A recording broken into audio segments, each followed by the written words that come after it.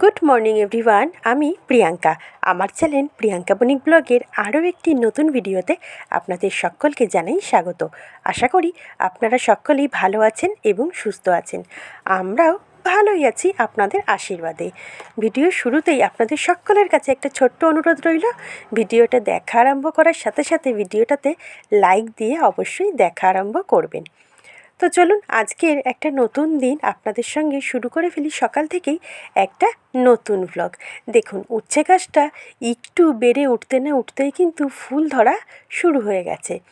আর ওদিকে ডবল টগর গাছের ফুলের অনেক কটাই কুড়ি এসছে, তবে এখনও পর্যন্ত কিন্তু একটা কুড়িও ফোটেনি।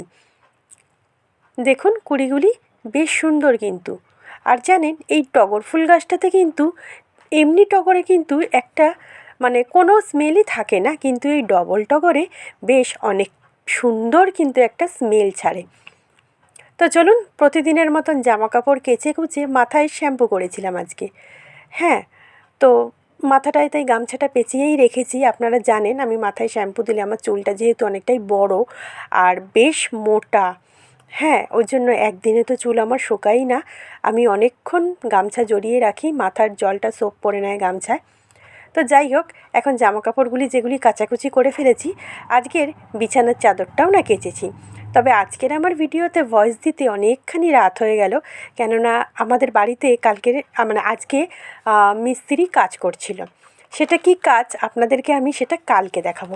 আজকে না আর ভিডিও করতে পারিনি। জামা কাপড়টা মেলে সোজা চলে যাব নিচে রান্নাঘরে, কেননা গিয়েই আগে টিফিনটা বানিয়ে নেব। আজকে সকালে টিফিন করেছিলাম ডিম টোস্ট। আর এখনও পর্যন্ত কিন্তু শীতের বেশ কয়েকটা জামা কাপড় রয়েছে বাইরে, সেগুলি এক এক করে কাচ্ছি। আসলে 3-4 দিন আমি কোনো কাচাকাচি করতে পারিনি, আপনারা দেখেছেন, পায়ের জন্য। আর ক্যামেরার সামনে রোদটা এমনভাবে পড়েছে যে ছবিটা এখন দেখতে পাচ্ছি একটু ঝাপসা হয়ে গেছে। তো যাই হোক, জামা কাপড় এখন শেষের পথে। আর আমি এখন নিচে চলে আসবো সোজা। নিচে এসে টিফিনটা বসিয়ে দেবো। আজকে জানেন তো, টিফিনটা একটু অন্যরকমভাবেই করেছি। অন্যরকম বলতে ডিম টোস্ট বানিয়েছি। আমরা সকলেই ডিমটাকে ফাটিয়ে সুন্দর করে, যারা পেঁয়াজ কাঁচা লঙ্কা খায় তারা পেঁয়াজ কাঁচা লঙ্কা দিয়ে এই ডিমটা গুলে সুন্দরভাবে তাওয়াতে দিয়ে তার উপরে পাউরুটি দিয়ে করে। তো আজকের আমাদের পিস করা পাউরুটি এনেছিল। তো সেই কারণে আমি কি করলাম, দুখানা ডিম পেঁয়াজ কাঁচা লঙ্কা দিয়ে সুন্দরভাবে লবণ দিয়ে গুলে নিয়ে পাউরুটিগুলি ডিমের গোলার মধ্যে চুবিয়ে চুবিয়ে তেলের ওপরে দিচ্ছি। তবে জানেন, আজকের টোস্টটা কিন্তু খেতে একদম অন্যরকম হয়েছিল। চাইলে আপনারাও কিন্তু ট্রাই করতে পারেন। তো সবকটা করা তো সম্ভব নয়, তাই কিছুটা করে দেখালাম, বাকিটা পরে করে নিয়েছি। আর মিস্ত্রি দাদাদেরও দিয়ে দিয়েছি ডিম টোস্ট, আমরাও খেয়ে নিয়েছিলাম ডিম টোস্ট। তারপরে রান্না বসিয়েছি। আর আজকে সকালে যেহেতু স্নান তো আমি প্রতিদিনই সকালে করি, শুধু আজকে বলে নয়, তবে আজকের একটু সকাল সকালই করে নিয়েছিলাম।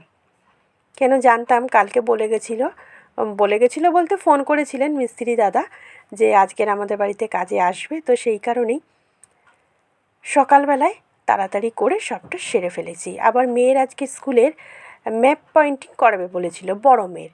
তো আজকে ভেবেছিল স্কুলে যাবে না, তো তারপরে না কামাই করলে তো হবে না, ওই জন্য স্কুলেও গেছিলো, সেটারও একটা ব্যাপার ছিল। তবে আজকে শনিবার, আমার বড় মেয়েদের স্কুল হাফ ডে হয়, ওটা 1:45-2-র মধ্যে চলে আসে ঘরে, তাই আজকে টিফিনের কোনো ঝামেলাটা নেই। ও আজকে ডিম টোস্ট খেয়েই চলে গেছে, ভাত খেয়ে আর যায়নি, এসেই ভাত খেয়েছে একেবারে। তো চলুন দেখুন, ডিম টোস্ট কিন্তু কমপ্লিট। আপনারাও কিন্তু একদিন এইরকমভাবে করতে পারেন।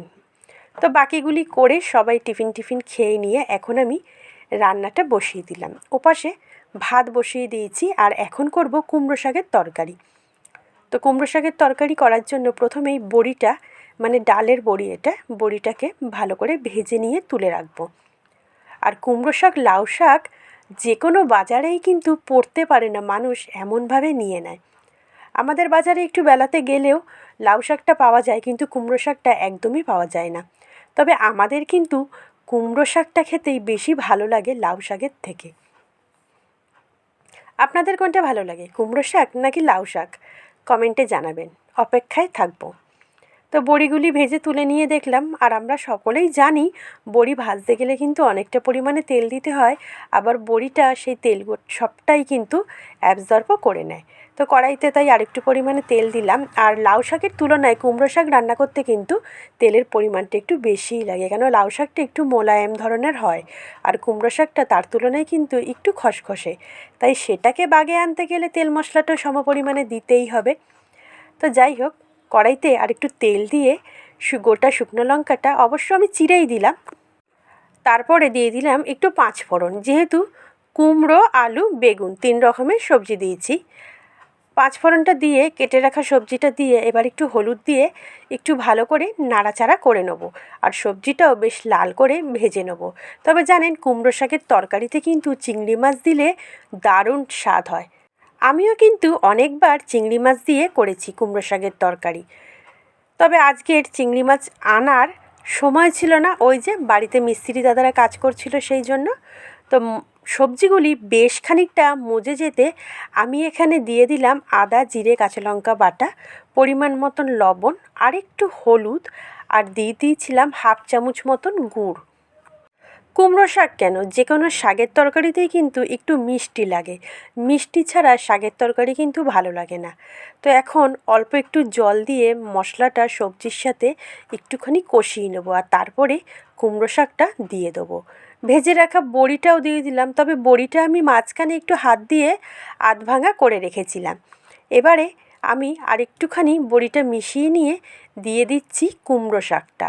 আর কুমড়ো শাকটা দেওয়ার পরে দেখলাম শাকের পরিমাণটা একটু আজকে বেশিই ছিল, কিন্তু কড়াইতে দেওয়ার পরে না নাড়ানো যাচ্ছিল না, মানে সবজিটার সাথে শাকটা যে মিশিয়ে দেবো সেটা হচ্ছিল না, কড়াই থেকে পড়ে যাওয়ার চান্স ছিল। তাই বেশি আর নাড়াচাড়া না করে আমি গ্যাসটা সিম করে দিয়ে কড়াইটা ঢাকনা চাপা দিয়ে দিলাম, কেন একটু মজে গেলেই আমি সেটা ভালো করেই মেশাতে পারবো সবজির সাথে শাকটা, সেই জন্য। আর ওদিকে তো মিস্ত্রি দাদারা কাজ করছেই, আমারও সকাল থেকে আর দেখতে যাওয়ার সময় বা সুযোগ হয়ে ওঠেনি, এদিকে একটু ব্যস্ত ছিলাম দেখে তাই। তবে কিছুক্ষণ পর দেখলাম শাকটা অনেকখানি মজে গেছে, আর আমি এর আগে আরেকবার নাড়িয়ে দিয়েছিলাম শাকটাকে, সবজির সাথে ভালো করে মিশিয়ে দিয়েছিলাম, পরে আরও একবার দিলাম। তো দেখলাম শাকের তরকারিটা আমার হয়ে গেছে। আবার এই দিকে আপনাদের দাদাভাই ইন্ডাকশানে আজকে করেছে গাজরের হালুয়া, তবে পুরো রেসিপিটা আপনাদের সঙ্গে শেয়ার করতে পারলাম না, মুখেই বলে দিচ্ছি। প্রথমে গাজরটাকে গ্রেটার দিয়ে গ্রেট করে নিয়েছিল, তারপরে কড়াইতে বেশ অনেকটা পরিমাণ ঘি দিয়ে কিছুটা ড্রাই ফ্রুটস যেমন আমন্ড, কাজু বাদাম, কিশমিশ ভেজে নিয়ে তুলে রেখেছিল, তারপরে সেই তেলেতেই একটুখানি এলাচ ফোড়ন দিয়ে গ্রেট করে রাখা গাজরটা দিয়ে বেশ অনেকক্ষণ ধরে ভাজা করে নিয়ে তারপরে ড্রাই ফ্রুটসগুলি, মানে যেগুলি ভেজে রেখেছিল সেগুলি, পরিমাণ মতন গুড়, চিনিটা তো আমরা অ্যাভয়েড করি, এখন চিনিটা খাই না, চিনির জায়গায় গুড়টাই আনে।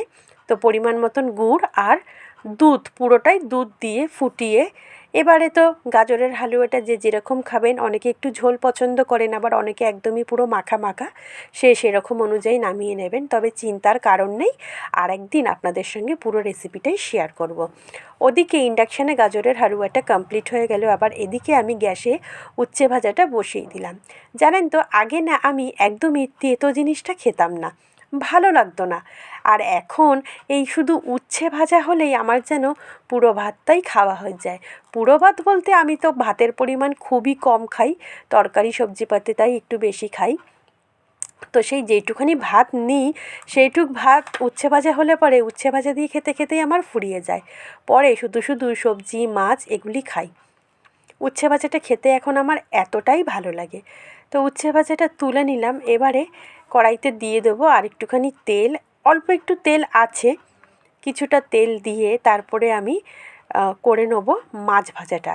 আজকে মানকচু নিয়ে এসেছিলো, কিন্তু জ্যান্ত মাছ নিয়ে এসে কাটার সময় ছিল না, আজকে তাই কাটাপোনা মাছই এনেছিল, কাটাপোনা মাছ দিয়েই মানকচু দিয়ে রান্না করেছিলাম। কচুটা তবে সিদ্ধ করে নিয়েছি, যেরকম লবণ, হলুদ, লঙ্কার গুঁড়ো আর কাঁচা লঙ্কা চিড়ে কচুটাকে সিদ্ধ করি, সেই রকমভাবেই কচুটাকে সিদ্ধ করে নিয়ে ওখানে রেখে দিয়েছি গ্যাসের পাশে।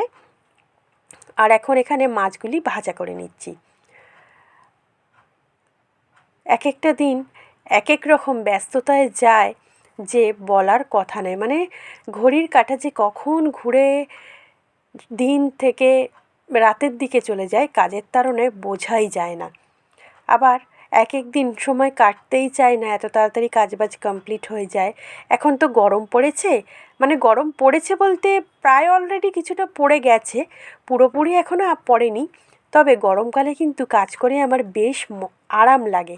কেন বলতে শীতকালে এত দিনটা ছোট থাকে, কাজের করতে করতে কখন যে বেলা 12টা গড়িয়ে যায় সময়তে কুলাতে পারা যায় না। কিন্তু গরমের সময় তো দিনটা একটু বড় হয়, তো সেই কারণে কাজটা করেও কিন্তু বেশ ভালো লাগে, অনেকটা পরিমাণ কিন্তু কাজ করা যায়। তবে হ্যাঁ, যারা কাজের প্রতি ফাঁকিবাজি বা ফাঁকি মারে তাদের হয়তো শীতকালের দিনটাই বেশি ভালো লাগবে। কেন, বেশি কাজ করতে হবে না, তাড়াতাড়ি বেলা গড়িয়ে যাবে। তবে আমার মোটেও শীতকালের দিনটা কিন্তু পছন্দ না। তো দেখুন, গল্প করতে করতে কিন্তু মাছ ভাজাটা কমপ্লিট হয়ে গেল। এখন ঝোলটা খালি সম্বাদ দেবো। আর ফুটে গেলেই আমার বড় মেয়ে যে সেদিন গাছ থেকে অনেক কটা ধনেপাতা তুলে এনে রেখেছিল, সেই ধনেপাতাই ছিল, ওপর থেকে কচুর ঝোলে ধনেপাতাটা ছড়িয়ে দেবো। ওদিকে আমার মানকচুটা কিন্তু সিদ্ধ করে রাখা হয়ে গেছে। কড়াইতে আর একটু তেল দিয়ে দিলাম। আর মানকচুর ঝোলটাও কিন্তু জানেন একদম জাঁতরেল করে করতে হয়।